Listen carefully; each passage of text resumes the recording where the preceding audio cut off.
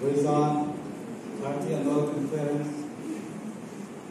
Presbyterian Congress, Presbyterian Congress is on the night of the Suatu lepas sebab dosa, wajah ekor, ekor kita yang sebelum lepas lupa mungkar jang sambil pergi yang sebelum itu. Cumari kan ini lalpa cawai moya, katarau amisan nampu bersiku, jangan lupa ya memang. Abuai pun nampak si abuah alun si amai tuta yang tunggu tarpo namsa ini lalpa tu eskulang ejan senga karena mana sampai rasa wajah nanti anol kerja sampai tu celai ini lalpa ejan moyang Genesis pun sampai le pakacang sampai perilayan jen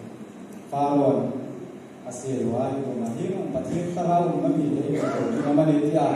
tulis wajah celai ke kawan Tuhan dia tarau mami ayam ini lalpa ecoy moyang bikin sum cawan lalpa coy moyang ini putih ini jam kematian pesan yang ada itu karena ini lalpa tetap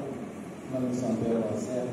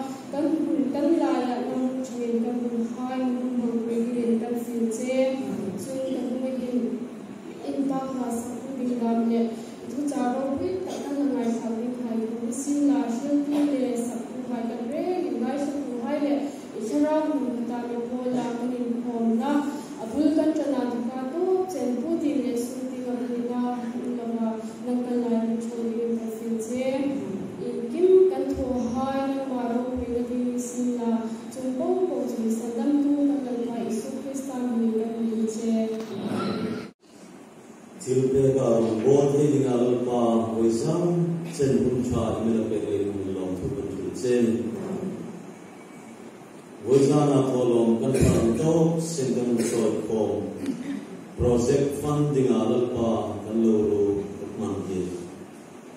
namman athar tagamal min sompega min sukthing min pektingin kanungen sia him tholo mailapa anina ang takle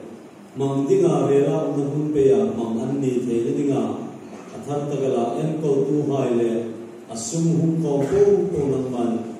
Yung sukting ng bed ng chen, so nga talaga sa Krista min kan chen.